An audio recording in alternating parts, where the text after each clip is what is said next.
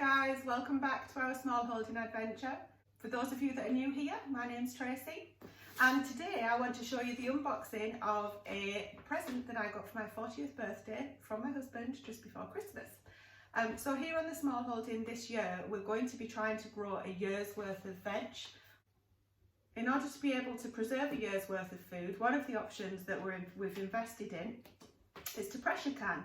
Now, pressure canning is for low acid foods, so anything from meat, seafood, certain vegetables need to be pressure canned. It's the only safe way to preserve them from that point of view. We already do a lot of water bathing, so very familiar with that process already, and as we do that throughout the year, I'll take you through what we do there. We also already freeze, but we don't want that to be our only source of preserving. Now recently I've started dehydrating again, so I've just done some beef jerky, which next time we do that I'll take you through that process too. Now I've got this for my 40th, things are getting serious, so I thought I'd share with you unboxing this and show you how we use this in the next coming weeks, and specifically more as we get into the preserving season. So Stephen had this imported for me from America.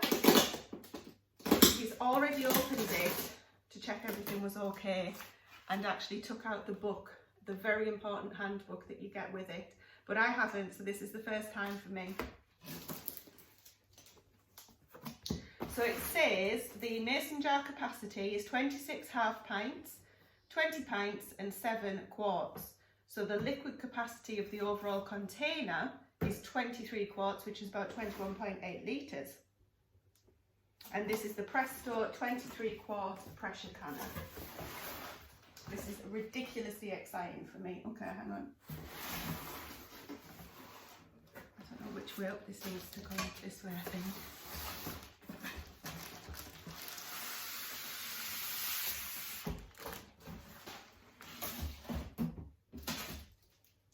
Okay. All right.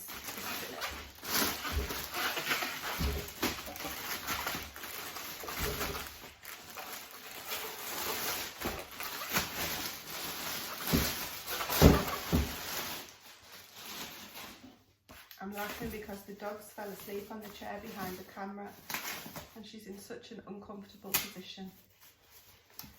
Okay, so this is the lid. Put this to one side.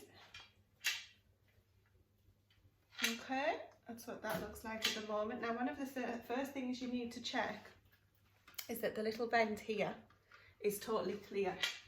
So if you just hold that up to the light, you can't read, maybe you can see that. That is completely clear. Now that must not be blocked. If it is blocked, which it shouldn't be obviously when you get a brand new one, just clear it with a toothpick or something similar. Okay, so this here, now don't throw this away, this bit of polystyrene, because it's got two gadgets in it looking at this.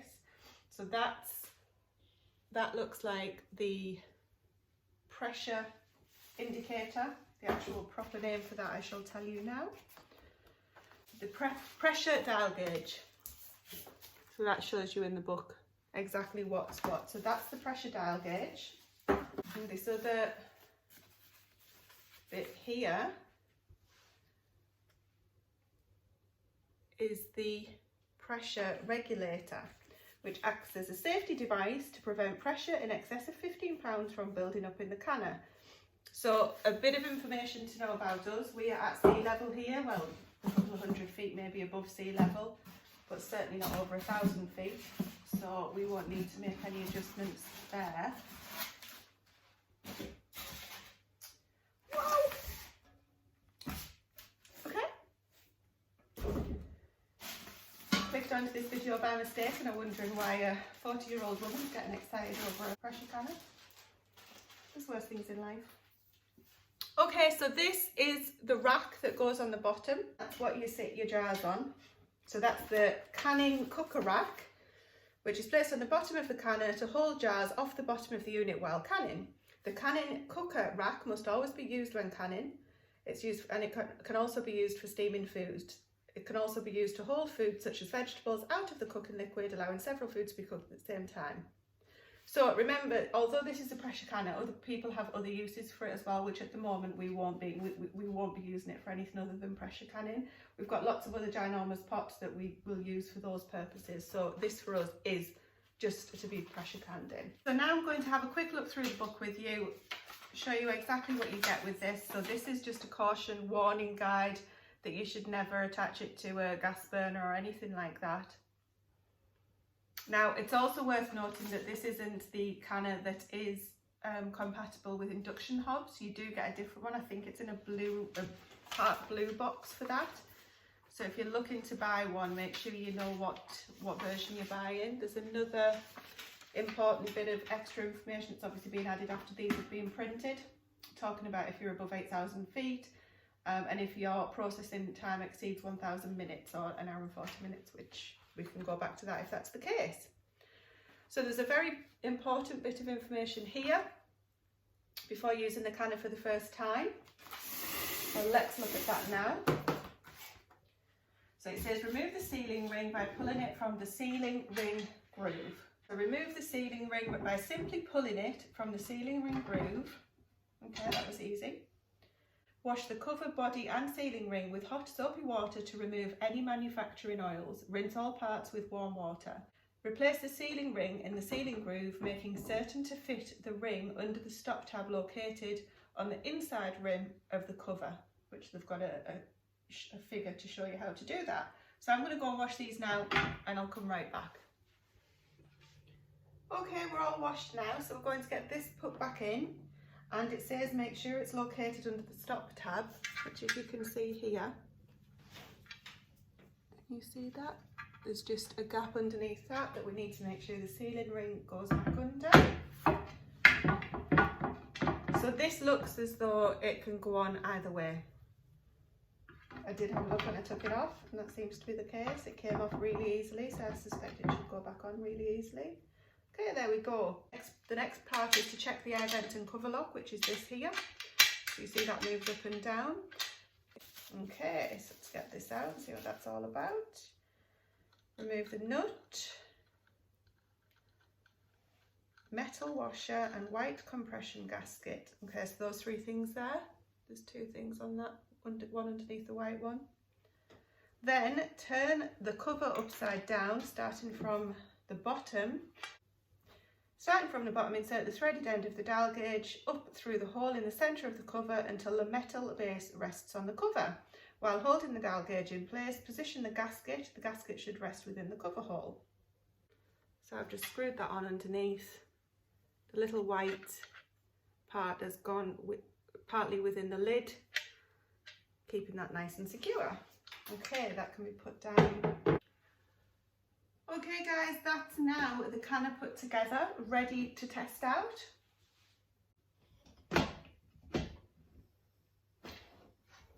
Wow.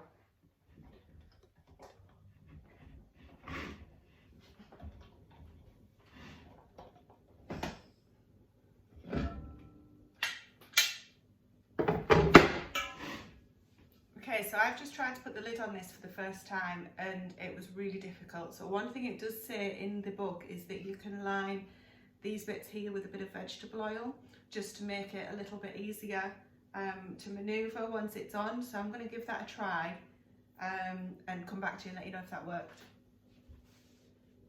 Okay, that's done. So I've just put a little bit of oil, vegetable fat, animal fat, whatever you've got around these sticky out bits. I'm not sure, I guess the locking mechanism area. I haven't put any on the lid, so now I'll try and turn it closed. On the lid there's a inverted V that you need to line up with this V here. So when you're putting it on, it's important to align those two V's to get the right place for where the lid should be to close. It should be quite stiff, but not too stiff that you can't move it. So first of all, just want to make sure that's on. And then give that, okay, so that is stiff. I guess it needs to be, given the nature of the beast. Now we're ready to give it a test run. So I'm not going to put any food in just yet. I'm going to put 4 cups of water in, get it on my hob. So I've got an auger which I'm not going to be using for this because you can't regulate the temperature of it, but I will use my hob that I've got there that I can regulate the temperature of, and we'll see how we get on. So I'm going to add 4 cups of water and take you over to the hob. So I've got my litre of water, 4 cups of water, which I'm just going to pour in. So I've still got the canning rack in. I'm going to align my V's. And I'm going to fasten. So I've already checked that this vent pipe here is still clear, which I've mentioned already. Push down and fasten. And what we're going to do is put this on a high heat to bring this up to a boil. Once this is boiling, we'll hear the steam coming out of the air vent. Once it starts venting, we'll let that vent for 10 minutes and then we'll put the pressure regulator on. The instructions say to exhaust air from the canner for 10 minutes by allowing steam to flow from the vent pipe. Reduce the heat if necessary to maintain a steady, moderate flow of steam. So I guess you don't want fits and spurts, you want a nice steady steam. You want a nice steady flow of steam. Once you get that, we're going to place the regulator on the vent pipe. If heat was reduced for exhausting, adjust to a relatively high heat setting and heat the canner. As the pressure develops in the canner, the air vent or cover lock will lift and lock the cover on the canner. Okay, so at the moment we're just building up, we're exhausting air from the canner, so I can hear that it's actually starting now. So when this gadget that we've checked to make sure it wasn't blocked is in the down position, which it is at the moment, it means there's no pressure in the canner. So quite like an Instant Pot, if anybody's got an Instant Pot. But once this has raised, it means that there's pressure in the canner, and that's when we won't be able to open it up or do anything with it, and we'll see that once we've got the regulator on, we'll see that the pressure starts building. You might be able to hear that the vent pipe is starting to actually expel some steam. So I'm going to go for 10 minutes from now. I'll just set my timer. Bearing in mind that this is a test run, so we're not going to spoil any food or anything like that if this doesn't work, which I'm sure it will, but just to let everybody know. Once this is expelled for the next 10 minutes, then we're going to put the pressure regulator on. So a couple of things that I wanted to mention whilst I'm waiting for this to happen. I did say that this canner can hold 7 quarts and 20 half pints, so 20 500ml jars and 7 litre jars for us in the UK. If you're wanting to do the 20 half pints, you'll need to buy an extra rack that you'll put on top, so that will be a double stack, which is one of the benefits of the Presto 23 quart pressure canner over the 16 which we looked at. So the 16 quart pressure canner you can only single stack. Now we're planning on canning an awful lot of things this year, so it makes sense for us to get the double stack, the double stackable canner. It doesn't come with an extra rack to do that, so if you buy this with that in mind, you will need to purchase an extra rack, which you can pick up really cheap on Amazon, or if you've got something that's suitable to put in the middle, you can use that as well. I'll just be buying a new one just to make sure that we're doing everything correctly the first time round. So as I say, there is a 16 quart, there's a 23 quart as well, and the reason that we ended up getting a Presto over the All-American is 2 reasons. One, the All-American canner was a lot more expensive for us here in the UK, and 2, although it's potentially a better quality canner that will last forever, it just wasn't available to us. So this was the only one that we could actually get imported to the UK, and I know that these are in short supply at the moment, so I'm really pleased that we managed to get one done. It was no problem from our point of view whatsoever, and I'm hoping that we're going to be using this for many years to come. Also remember that I said that this was a pressure canner and you can also cook in it, so it's a pressure canner and cooker, so you can use it for other things as well, not just for pressure canning. If we get to that stage, I will let you know, but at the moment I'm happy with the giant stock pots and the other tools that we've got available to us. Here in the UK at the moment, especially with everything that's happened with the pandemic, the jars are really expensive, especially as we've just left the EU as well. Some people used to get them imported from Germany, some WEC jars and lots of other different types of jars. I've always had the Kilner jars just because that was what was available to me when I first started looking into this, and water bath canning and lots of other things as well. I've never had a problem with them. So I'm continuing to look for those, but they are really expensive at the moment just because of everything that's going on. People seem to be maximising the profits there. So I need to be careful and prioritise what it is I'm going to be canning, because as much as I'd like to have hundreds and hundreds of jars on the shelves for everything possible, the reality is to buy those jars in the first place would probably cost 2 or 3 years worth of buying it from the shelves anyway. Now there's a different discussion there, fair enough. However, we've got a limited number of jars that we're working with. We're always looking to get new jars, but it's just not something that's readily available for a reasonable price at the moment. So things that I'll be looking to can are broth and the low acid meats and vegetables, things like that I was mentioning, but we will be picking and choosing. If we have to, we'll be prioritising what we'll be canning. Okay, that's our 10 minutes. So I'm going to take the pressure regulator out of the little bag that it came in, and I'm going to pop that for the first time on there. And now, looking at the dial gauge over the next however long, this should go up and the dial should start moving. Now, because of my altitude, as I said, we're only a couple of hundred feet above sea level, I'll be canning at 11 pounds of pressure, which is equal to 10 pounds on the weights that you would use if you were using the weights. Now, one book that I highly recommend if you're getting a pressure canner is the Ball Blue book, The Guide to Preserving.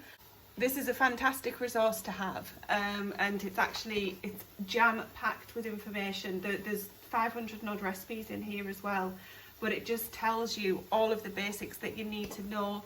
It goes through everything, you know, what is pressure canning, the canning basics, the difference between the low acids, the high acid foods, what they are, etc, etc, and everything that you will want to know will probably be in this book. So in combination with this and the manual that comes with your canner, they are absolutely your go-to books, and you should keep them to hand and make sure. So a good thing to do is when you're not using the canner is to keep your canning manual inside it so that you know exactly where it is. I mean, unless you're super organised, but if you're anything like me, it'll end up in a drawer and then you'll forget whereabouts it is. This little gasket has just popped up, which is indicating that the canner is now pressurised. So we'll wait for the pressure gauge to start changing. At the moment, I've knocked my heat down from 6 to 3, so I've actually halved it. But that's not enough. That's maintaining a pressure now of 8 psi. So I'm going to knock that up to 4. And I'll now see where that takes us up to and what pressure that will maintain. So before I start canning food, I want to learn what my oven and my temperature control relates to in regards to the PSI on the canner. So that's the pressure measurement on the canner. I went up to number 4 on my heat source, which is far too high, and brought it back down to number 3. And actually I think I've been just a little bit too impatient to see if it was still going to climb in pressure. So this is kind of halfway now. It's on my biggest burner. It's actually the only burner that I can fit the pressure canner on. And it's fully on the ring. The pressure canner is fully on the ring, so it's using all of the heat available to it, so it's the most efficient. It's on number 3 and it's maintaining at about 12.5 pounds of pressure. Now, ideally I want to be at 11, but the next heat source, the next number on my heat source is far too high, was going to go way beyond 15 pounds of pressure. So I'm thinking that this is going to be the one that I'll maintain it on. I will knock it down to down 1 in a moment just to see what happens, but you're better off canning slightly higher than underneath. If you drop below the pressure that's needed to can food for your area, then you must start the timer again for processing your foods. You can't just make up the difference, so you need to bring the canner back up to the pressure that's needed for your area, which for me is 11 pounds of pressure on the dial, and you will start the timer again for processing your food. It's not safe to just do the difference. So now this is effectively at the pressure that I'll be using to can at. I'm just going to turn off the heat, turn it off at the wall as well. Remove it from the heat source by lifting it gently and moving it across. I'm not going to drag it because I risk scratching it. And I'm just going to leave that to naturally depressurize. So remember, once the pressure is removed, this gadget here will drop and then it's safe to open. Don't touch anything until that happens, then leave it another couple of minutes and just wait. Try not to be impatient because that's when accidents might happen. So I'm really pleased with how this has gone. I'm hoping that anybody that's just starting out on the canning journey and is just getting a canner may benefit from some of the things that I've mentioned today. I know that it'll help me to refer back to in the future as well. The next step is to actually start canning some foods. So I'm planning on starting off with some simple soups. So if you'd like to join me on that journey, then please subscribe and click to get the notifications so that you can see when my next video comes up on this. In the meantime, I hope this has been valuable to you, and I really hope you can share this with your friends or any like-minded people that may benefit from this. Take care guys, see you next time.